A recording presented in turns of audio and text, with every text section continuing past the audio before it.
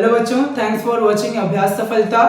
आज हम लोग शुरू करने वाले हैं क्वाड्रेटिक इक्वेशन। ठीक है, WB बोर्ड का है चैप्टर मैथ्स का चैप्टर 1, लेकिन ये ICSE CBSE सब में काम आता है। तो हम लोग बस टॉपिक के हिसाब से काम करेंगे, ना कि किसी बोर्ड के पर्पस से।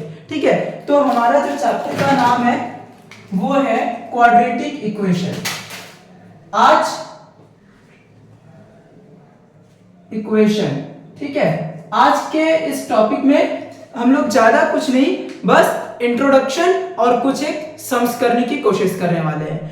तो शुरू करते हैं। सबसे पहले हम लोग चले जाते हैं क्लास 9। क्लास 9 में एक टॉपिक था पॉलिनोमियल, जिसको हिंदी में कहते हैं व्यंजक। ठीक है, तो पॉलिनोमियल या व्यंजक क्या होता है आप लोगों को पता ही होगा कि पॉलिनोमियल या व्यंजक जो होता है मतलब वो कई तरह के होते हैं, जैसे कि एक पदी, बहुपदी, द्विपदी, तीन पदी, मतलब ऐसे बहुत सारे हो सकते हैं। ठीक है, जितना जितना उसका पावर होगा उसके हिसाब से वो बढ़ता जाएगा, जितने जितने टर्म्स होंगे उसके हिसाब से वो भी बढ़ता जाएगा। तो हम लोग अगर द्विघात बहुपदी व्यंजक की बात करते हैं तो वो कैसा नजर आता है। मान लेते हैं कि वो है ax² प्लस bx। ठीक है, तो अभी हमने यहां पे क्या लिखा है, एक द्विघात बहुपदी व्यंजक। लेकिन अगर हम लोग इसमें प्लस c ऐड कर दें और इक्वल टू 0 कर दें तो अच्छा, ये तो बहुपदी व्यंजक था, लेकिन अब समीकरण की बात करने वाले हैं हम लोग। किसकी बात करने वाले हैं? द्विघात समीकरण। द्विघात समीकरण, ठीक है। तो ये जो द्विघात समीकरण होता है, समीकरण का मतलब क्या है? जहां पर हम लोग किसी वेरिएबल का वैल्यू को फाइंड आउट करने की कोशिश करते हैं। वेरिएबल का वैल्यू मतलब क्या? तो जैसे ही वेरिएबल का वैल्यू की बात आती है उसी समय हम लोग लिखते हैं क्या? समीकरण। यानी कि ये जैसे आप देख रहे हैं कि एक द्विघात बहुपदी व्यंजक है, लेकिन जैसे इसमें हम लोग एक और कांस्टेंट और इक्वल टू 0 कर देंगे तो ये हमारा बन जाएगा द्विघात समीकरण। द्विघात अब हम लोग आते हैं, थोड़ा सा और डिटेल में जाते हैं। द्वि मतलब क्या होता है? द्वि का मतलब होता है दो, ठीक है, और घात का मतलब क्या होता है? इंग्लिश में इसको कहते हैं पावर। ठीक है, इंग्लिश में क्या कहते हैं? पावर। यानी कि किसी के सर पे अगर 2 है तो उसको कहते हैं स्क्वायर। लेकिन यहां पे हम लोग जनरली क्या कहने वाले हैं? द्विघात। यानी कि वहां किसी के भी सर पे अगर 2 लिखा है यानी कि वो द्विघात कहलाने वाला है। बहुत सारी बातें यहां पे। तो द्विघात समीकरण मतलब जैसे ही हम लोग इसको इक्वल टू 0 कर देंगे तो वो द्विघात समीकरण में बदल जाएगा। दूसरी बात, यहां पे ये जो 0 किया है मैंने, वो 0 क्यों किया गया है? 0 क्यों किया गया है? क्योंकि ये जो x देख पा रहे हैं आप, ये जो x देख पा रहे हैं, ये और ये x, इन लोगों का वैल्यू फाइंड आउट करना होता है। हम लोगों को यहां से क्या मिलता है? वैल्यू मिलता है। किसका वैल्यू? x का, राइट। x का जो वैल्यू है वो हम लोगों को यहां से मिलता है। इसी वजह से यानी कि हम लोग इसको डायरेक्टली ये भी कह सकते हैं कि ये जो मैंने 0 किया था व्यंजक को, वो x का 0 था। x का 0 का मतलब होता है x का वैल्यू निकाल रहे हैं हम लोग। यानी कि जब तक हम उसको 0 नहीं करेंगे हम लोगों को वैल्यू मिलने वाला नहीं है। ठीक है, अच्छा, अब यहां पे और एक बात कर लेते हैं। ये A, B एंड C, ये तीनों क्या है? इन तीनों को अगर कहेंगे तो ये तीनों कहलाते हैं रियल नंबर्स, या फिर इसको हिंदी में कहते हैं वास्तविक संख्या। ठीक है, वास्तविक संख्या आप लोग क्लास 9 में पढ़ ही चुके हो। ठीक है, जितने भी संख्याएं होती है हम लोगों को जनरली हम लोग क्या बोलते हैं? वास्तविक संख्या। तो ये A, B, C जो है वास्तविक संख्या है। संख्या से एक और बात यहां पे पॉइंट आउट कर पाएंगे हम लोग एक बात पे, और वो है कांस्टेंट। तो सबसे पहले रियल नंबर पे पहले एबीसी और एक्स को क्लियर कर ले, उसके बाद हम लोग आते हैं कांस्टेंट पे। तो इसको हम लोग कहते हैं रियल नंबर या वास्तविक संख्या, यानी कि ए बी और सी जो है वो कोई भी वास्तविक संख्या यहां पर हो सकता है, ए बी और सी। दूसरा कांस्टेंट, ठीक है, कांस्टेंट नहीं मतलब एक्स। एक्स यहां पर किसको डिनोट कर रहा है? एक्स जो है वो डिनोट कर रहा है वेरिएबल को। किसको डिनोट कर रहा है? वेरिएबल, जिसको हिंदी में क्या कहते हैं? हिंदी में क्या कहते हैं वेरिएबल को? स्थिरांक और चर राशि। हाँ, इसको कहते हैं चर राशि, ठीक है, वेरिएबल और चर राशि। अब देखो ये जो नंबर है, ये नंबर हमेशा क्या होते हैं? कांस्टेंट होते हैं। नंबर क्या चेंज हो सकता है? क्या आप 5 बिस्किट को 6 बिस्किट में बदल सकते हो? नहीं बदल सकते, ठीक है, 5 बिस्किट ही रहेगा। लेकिन अगर मैं यहां पे बोलूं x का वैल्यू 5 है और फिर मैं यहां पे लिख दूं x + 1, तो ये कितना हो जाएगा? 5 + 1, ये 6 हो गया। यानी कि x जो है, x के केस में ये वैल्यू जो है क्या हो रहा है? बदल रहा है ना? तो ये आप फटाफट नोट कर लो और मैं थोड़ा सा आगे की ओर प्रोसीड करता हूं। एक और बात यहां पे बताना है इसी को लेकर, और वो क्या है मैं बताता हूं, आप लोग इसको जल्दी से नोट कर लो। दूसरा है, अगर ये द्विघात समीकरण है तो इसमें ये जो a है, a कभी भी 0 नहीं होगा। a जो है कभी भी 0 नहीं होगा। बात को समझो कैसे नहीं होगा। अगर मैं यहां पे लिखूं 0.x² plus bx plus c = 0। अब एक बात बताओ, समीकरण कैसा है? समीकरण है द्विघात समीकरण। समीकरण कैसा है? द्विघात। अगर आप ये जो 0 है इंटू x² करते हो तो 0 के साथ किसी भी चीज को मल्टीप्लाई करने से कितना आता है? वो आता है 0, ठीक है, यानी कि ये हो जाएगा 0 प्लस bx प्लस c = 0। क्या ये द्विघात समीकरण? अच्छा, एक और लाइन में लिख देता हूं आपको समझने के लिए। ये कैसा दिखेगा आपको? bx प्लस c, है ना, = 0। क्या ये द्विघात समीकरण आपको नजर आ रहा है? द्विघात समीकरण होने के लिए क्या होना पड़ेगा? द्विघात समीकरण होने के लिए एक जो चर राशि होगा, एक जो वेरिएबल होगा, कम से कम वो वेरिएबल के सर पे 2 होना होगा। ये जो सर पे बोल रहा हूं, इसको हम लोग क्या कहते हैं? हम लोग आगे पढ़ेंगे, अभी तो कांस्टेंट और वेरिएबल हम लोगों ने पढ़ा। ये जो सर पे बोल रहा हूं उसको क्या कहते हैं हम लोग आगे पढ़ेंगे, ठीक है। तो यानी कि कभी भी द्विघात समीकरण में a का वैल्यू 0 नहीं हो सकता, b हो सकता है, c भी हो सकता है, लेकिन a कभी भी 0 नहीं होगा। यानी कि a का वैल्यू कतई 0 होने वाला नहीं है, तभी वो द्विघात समीकरण मतलब बना रहेगा, अन्यथा वो द्विघात समीकरण से पता नहीं क्या क्या हो जाएगा, ठीक है। तो यहां तक आप लोग अपना सोच समझ के सही से नोट कर लो। फिर हम लोग कांस्टेंट से शुरू करेंगे दोबारा, ठीक है।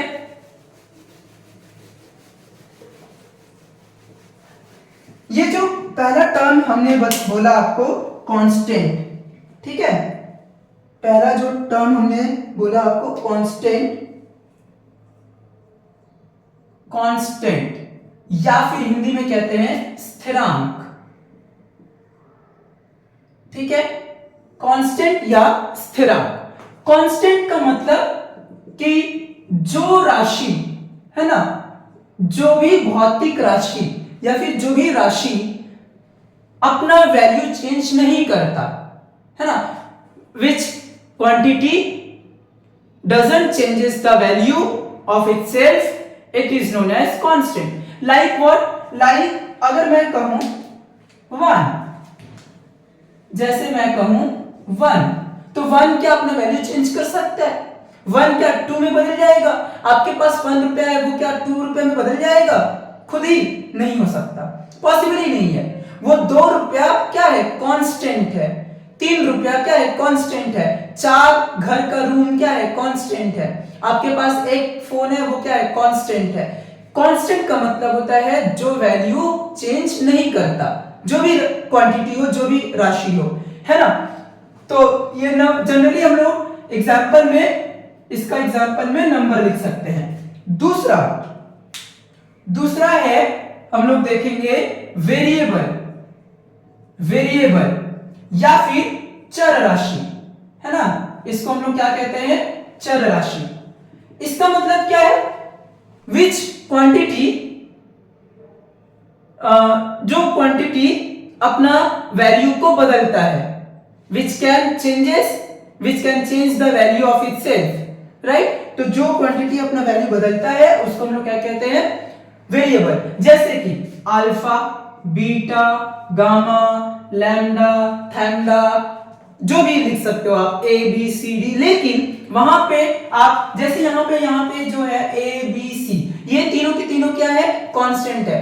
पर मैं इसको x को यहाँ पे लिख सकता हूँ, यहाँ पे लिख सकता हूँ, बट वो आपको मेंशन करना पड़ेगा कि हाँ ये कांस्टेंट टर्म है और ये वेरिएबल टर्म है। तो यहाँ पे बंधा हुआ नहीं है, ये बंधा हुआ नहीं है। आप किसी के अंडर में नहीं हो कि नहीं ये है तो यही है, नहीं। आप x को a की जगह और a को x की जगह लिख सकते हो, बट उस वक्त आपको क्या करना पड़ेगा? मेंशन करना पड़ेगा कि x जो है कांस्टेंट टर्म है, मतलब रियल नंबर है, और a जो है वेरिएबल है, राइट। तो राशि वेरिएबल का मतलब होता है जो अपना वैल्यू चेंज कर सकता है। तो एंगल हो सकता है, कुछ भी हो सकता है, ठीक है। मतलब हम लोग बस उसको वेरिएबल बोलेंगे जो अपना वैल्यू चेंज करता है, राइट। जैसे यहाँ पे हम लोगों ने लिखा x हो सकता है, y हो सकता है, z हो सकता है, k हो सकता है, m हो सकता है, कुछ भी हो सकता है। मतलब जो वैल्यू चेंज करता है वो वेरिएबल है, बस। ठीक है, यहां तक फटाक से नोट कर लो, हम लोग बढ़ेंगे आगे। तो हमारा जो नेक्स्ट टॉपिक है वो है डिग्री। ठीक है, क्या है? डिग्री। कितना number point? 3 number point, degree. ठीक है, डिग्री कई तरह से डिफाइन हो सकता है। एक डिग्री होता है कॉलेज के बाद मिलता है, जिसका कोई वैल्यू नहीं होता। एक डिग्री होता है जो कोर्ट में मिलता है, जिसका बहुत वैल्यू होता है। डिग्री मिल गया मतलब आपका खेत खलिहान जो दूसरे के हाथ में था वो आपको वापस मिल गया। डिग्री मिल गया यानी कि व्हाटएवर जो भी है, मेरे को नहीं मालूम। तो डिग्री को बहुत तरीके से, फिजिक्स में डिग्री का मतलब होता है डायमेंशंस आ जाते हैं वहां पे। ठीक है, कई अलग अलग दिशाओं की बातें होने लगती है वहां पे। खैर, दिशाओं की बात से मुझे एक बात याद आया। क्या आप कमेंट करके ये बता सकते हैं इस पृथ्वी पे कितनी दिशाएं हैं टोटल? क्या आप बता सकते हैं? कमेंट करके जरूर बताना। ठीक है, तो फिलहाल के लिए यहाँ पे डिग्री देखो। ठीक है, काउंट मत करो अभी फिलहाल, आप काउंट कर लेना आराम से, वीडियो पॉज करके काउंट कर लो। ठीक है, आंसर मैं कमेंट में बता दूंगा जब कोई आप लोग में से कोई जवाब दोगे कि कितनी दिशाएं होती हैं टोटल, तब मैं आपको आंसर कमेंट में बता दूंगा। फिलहाल यहां की अगर डिग्री की बात करें तो डिग्री का मतलब क्या होता है? जो सर पे बैठा हुआ है घात बनकर, यानी कि ये जो 2 है इसी को हम लोग कहते हैं डिग्री। इसी को हम लोग क्या कह रहे हैं? डिग्री। यानी कि द्विघात समीकरण का डिग्री कितना है? जल्दी से कमेंट करके बताओ, द्विघात समीकरण का डिग्री कितना है? 2। कितना है? 2, है ना। तो डिग्री का मतलब होता है यही कि उसके जो सर पे डांस कर रहा है, बैठा हुआ है, डांस कर रहा है, व्हाटएवर, उसी को हम लोग क्या कहते हैं? Degree, right. यानी कि इसका डिग्री 2 है। तो द्विघात समीकरण का डिग्री हमेशा 2 होता है और इसमें कुछ बताने वाली चीजें नहीं है फिलहाल। अब नंबर 4 पर आते हैं, कोएफिशिएंट, जिसको हिंदी में कहते हैं गुणांक। क्या कहते हैं? गुणांक। गुणांक का मतलब क्या होता है? गुणांक का मतलब होता है जो वेरिएबल के साथ मल्टीप्लाई में रहता है प्रोडक्ट, सॉरी मल्टीप्लाई में रहता है कांस्टेंट। यानी कि आपने अभी देखा कि ये जो है ये क्या है, वेरिएबल है, x क्या है वेरिएबल और b क्या है कांस्टेंट। यानी कि अगर मैं बोलूं यहां पे कोएफिशिएंट की बात किया जाए तो x का कोएफिशिएंट कितना होगा, x का कोएफिशिएंट होगा b। यानी कि कोएफिशिएंट का मतलब क्या होता है, कोएफिशिएंट का मतलब होता है कि जो भी कांस्टेंट वेरिएबल के साथ प्रोडक्ट में रहता है। बी कीप इन माइंड, हम याद रखना कि जो भी कांस्टेंट टर्म वेरिएबल के साथ प्रोडक्ट में रहता है ना, वेरिएबल के साथ प्रोडक्ट में रहता है। यानी कि अगर मैं यहां पे लिखूं -5x के पावर में 0। अच्छा एक और बात बताओ तो x के पावर में 0 मतलब किसी भी नंबर का अगर पावर 0 हो जाए तो उसका वैल्यू कितना होता है, जल्दी बताओ। अगर किसी का भी कोई भी नंबर और उसका पावर 0 हो जाए, उसका डिग्री अगर 0 हो जाए तो उसका वैल्यू कितना होता है, उसका वैल्यू कितना होता है, बोलो बोलो 1 होता है। ठीक है, तो फिलहाल के लिए अगर मैं बोलूं कि x के पावर में 0 का गुणांक कितना है, का गुणांक कितना है, यानी कि coefficient of x to the power 0, then answer will be कितना होगा, आंसर होगा -5। आंसर कितना होगा -5। तो उसी तरह और भी बहुत सारे एग्जांपल्स मैं दे रहा हूं, आप लोग जल्दी से कमेंट कर देना और कुछ एक होमवर्क भी दे दूंगा उसको कर लेना आप लोग। जैसे मैं यहां पे लिखूं, चलो इसी में से पहले सारे का गुणांक निकाल लेते हैं। यहां पे 3 गुणांक आपको मिलेंगे, क्या क्या। पहला गुणांक मिलेगा, अगर मैं इसकी बात करूं तो यहां से आपको 3 गुणांक मिलने वाले हैं। एक है x² का, दूसरा है x का, तीसरा है x के पावर में 0 का। यहां पे x का पावर 1 भी बोल सकते हो, x भी बोल सकते हो डायरेक्टली, लेकिन इन दोनों केस में पावर आपको पर्टिकुलरली मेंशन करना पड़ेगा। ठीक है, तो ये हो जाएगा x² का गुणांक a। अच्छा एक और बात याद रखना कि गुणांक लिखते वक्त साइन भी मेंशन करते हैं, बिना साइन के कभी भी गुणांक नहीं लिखते हैं। माइनस तो माइनस, प्लस तो प्लस। प्लस का साइन तो वैसे ही हम लोग दिखाते नहीं है, लेकिन माइनस का साइन हम लोगों को हमेशा दिखाना पड़ता है। ठीक है, तो ये हो जाएगा a और x के पावर में 1, तो इसका जो गुणांक है वो है b और इसका कितना हो जाएगा c। ठीक है, तो अब मुझे कुछ एक मैं होमवर्क दे रहा हूं, करके बताना। ठीक है, और मैं क्लास वर्क में भी कुछ एक कर दे रहा हूं। जैसे मैं यहां पे लिखूं 5x² प्लस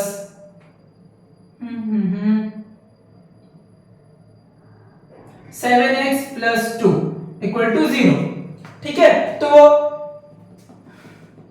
ये कितना हो जाएगा, इसका x² का गुणांक कितना होने वाला है, x का गुणांक कितना होगा और x के पावर में 0 का गुणांक कितना होगा, ये आप लोग जल्दी से मेरे को कमेंट में लिखकर बता देना। हम लोग तो यही तक था हमारा थ्योरी पोर्शन। अब हम लोग बढ़ने जा रहे हैं सम्स की ओर। हम लोग करेंगे सम्स, ज्यादा सम्स नहीं करेंगे, कुछ ही सम्स करेंगे, बट ध्यान से करने वाले हैं। चलो आगे बढ़ते हैं, तो चलते हैं। हम लोग एक सम्स लिया है हमने, उस सम्स को सॉल्व करने की कोशिश करते हैं। राइट, सम्स में क्या बोल रहा है, which of the following are quadratic polynomial expression. मतलब जस्ट हम लोगों को ये बताना है कि कौन सा क्वाड्रेटिक पॉलिनोमियल एक्सप्रेशन है। ठीक है, यहाँ पे इक्वेशन की बात नहीं कर रही है, बस किया जा रहा है यहाँ पे क्वाड्रेटिक पॉलिनोमियल एक्सप्रेशन का। राइट, तो देखो अगर हम पहले नंबर की बात करें तो पहले नंबर पे हम लोग चेक क्या करेंगे, डिग्री। मतलब किसी अगर वेरिएबल जो है ना, अगर वेरिएबल का डिग्री हाईएस्ट कितना होना चाहिए, 2। डिग्री का मतलब क्या है, highest power of the variable. Degree का मतलब क्या है, highest power of the variable. और highest power of the variable में क्वाड्रेटिक इक्वेशन की जब बात करेंगे तो सिर्फ 2 होना चाहिए। अगर वो 2 है तो यानी कि वो क्वाड्रेटिक पॉलिनोमियल एक्सप्रेशन है। अच्छा, तो पहला कंडीशन को ये फुलफिल कर रहा है, यानी कि इसके पास डिग्री कितना है भाई, डिग्री कितना 2, ए का वैल्यू कितना 1, बी का वैल्यू कितना -7। अच्छा ये जो और सी का वैल्यू कितना 2। ये जो आप देख पा रहे हो, ये एक तरह से आप ये भी बोल सकते हो कि ये लोग जो है ना वो कोएफिशिएंट है। ये किसका कोएफिशिएंट है, x स्क्वायर का, ये किसका है x का, और ये किसका है x0 का, राइट। उसी तरह अगर हम दो नंबर की बात करें तो इसका डिग्री कितना, इसका डिग्री कितना बताओ, जल्दी से बताओ, इसका डिग्री कितना 5, इसका डिग्री है 5, यानी कि एक क्वाड्रेटिक इक्वेशन होने के लिए उसका डिग्री कितना होना चाहिए, उसका डिग्री होना चाहिए 2, लेकिन यहां पर कितना है 5, यानी कि ये कतई पॉसिबल नहीं है, यानी कि ये क्वाड्रेटिक पॉलिनोमियल एक्सप्रेशन नहीं है, बिकॉज डिग्री जो है वो कितना है 5। So this it can't be a quadratic polynomial expression. Now come on 3, ठीक है, 3 नंबर पे हम लोग पहले इसको सॉल्व कर लेते हैं। तो ये क्या हो जाएगा 2x square plus 10x plus 1। देखो 2x square plus 10x plus 1, यहां पे x स्क्वायर है, x है और x 0 है, यानी कि डिग्री जो है धीरे धीरे क्या हो रहा है, डिक्रीज कर रहा है, और हाईएस्ट यहां पे पावर कितना 2, यानी कि इस एक्सप्रेशन का डिग्री कितना 2। जैसे ही हम लोग देख लेंगे कि किसी भी एक्सप्रेशन का डिग्री अगर 2 दिख रहा है, यानी कि वो एक क्वाड्रेटिक पॉलिनोमियल एक्सप्रेशन है, राइट। तो ये इसका डिग्री हम लोग लिख देते हैं 2, डिग्री आ गया 2, यानी कि ये एक क्वाड्रेटिक पॉलिनोमियल एक्सप्रेशन है, राइट, ये भी है और ये भी है। नंबर 4 की बात करें तो नंबर 4 में एक बात बताओ, हमने पहले ही कहा था कि अगर किसी भी क्वाड्रेटिक इक्वेशन हो या क्वाड्रेटिक पॉलिनोमियल हो, उसमें अगर a का वैल्यू 0 हो जाए तो ये क्या दिखे, कैसा दिखेगा bx प्लस c, और bx प्लस c यानी कि उसके पास तो डिग्री 2 है ही नहीं। डिग्री आपको दिख रहा है, किसी के पावर, किसी के भी सर पे 2 दिख रहा है नहीं, हाईएस्ट यहां पे कितना दिख रहा है 1, यानी कि ये एक लीनियर एक्सप्रेशन है, ना कि क्वाड्रेटिक एक्सप्रेशन है। सो ये वाला भी पॉसिबल नहीं है, क्योंकि इसका जो डिग्री है, इसका जो डिग्री है वो हो गया 1, राइट, यानी कि हम लोग इसको क्या देंगे, ये नहीं है और ये वाला है। तो बढ़ते हैं नेक्स्ट सम्स की ओर, ठीक है, चलिए ओके। तो हमारा नेक्स्ट सम्स है, और ये जो सम्स है यहीं तक आज हम लोग रखेंगे। अगले वीडियो में पार्ट 2 में हम लोग और भी सम्स करेंगे, तो आज यहीं तक रखेंगे, ठीक है। इसको सॉल्व करके हम लोग वीडियो को एंड करेंगे, राइट। तो क्वेश्चन क्या है, पहले क्वेश्चन को पढ़ लेते हैं। Which of the following is in the form of ax square plus bx plus c equal to 0 where a not equal to 0? यहां पे पहले मेंशन कर दिया गया है कि a का वैल्यू भैया 0 नहीं होगा, a का वैल्यू भाई 0 नहीं होने वाला है, राइट। तो और क्वेश्चन में क्या बोला है कि इसमें से कौन सा इक्वेशन आपको दिख रहा है जो इस वाले फॉर्म में आप लिख सकते हो, आप इस वाले फॉर्म में उसको लिख सकते हो। तो पहला सॉल्व करते हैं, राइट। तो ये हो जाएगा, इसका एलसीएम ले ले, x हो जाएगा एलसीएम, ये x square minus x plus 1 equal to 6, तो ये हो जाएगा x square minus x plus 1 equal to 6x, x square ये हो जाएगा minus 7x plus 1 equal to 0, यानी कि ये वाला हम लोग लिख सकते हैं। देखो यहां पे a का वैल्यू कितना 1, b का वैल्यू कितना -7, c का वैल्यू कितना 1, राइट।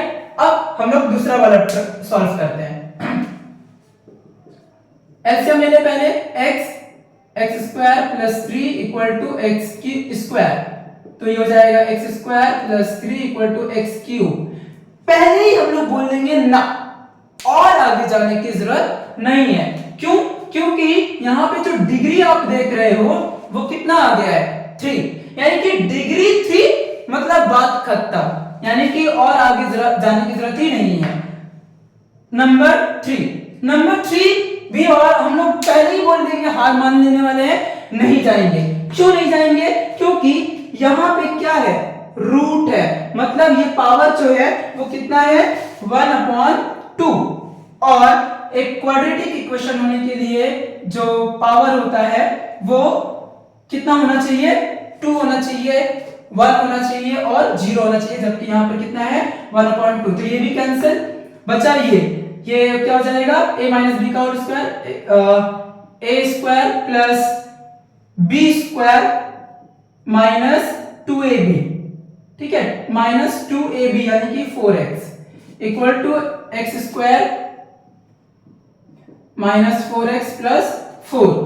तो एक्स स्क्वायर से एक्स स्क्वायर कैंसिल, बात खत्म, ये भी नहीं, ठीक है। तो ये भी नहीं था, ये भी नहीं था और ये भी नहीं था, यानी कि सिर्फ हम लोग इसको ही लिख सकते हैं, यानी कि इस वाले फॉर्म में सिर्फ यही लिखा जा सकता था और कोई नहीं। तो आज के लिए बस इतना ही, मिलेंगे अगले वीडियो में, और तब तक आप लोगों को जो भी होमवर्क दिया गया है वो करके रखना है, कमेंट में कर देना है जो भी आंसर आने वाला है आपका, और तब तक मैं जो भी है पढ़ाई करते रहो, ठीक है, टाटा।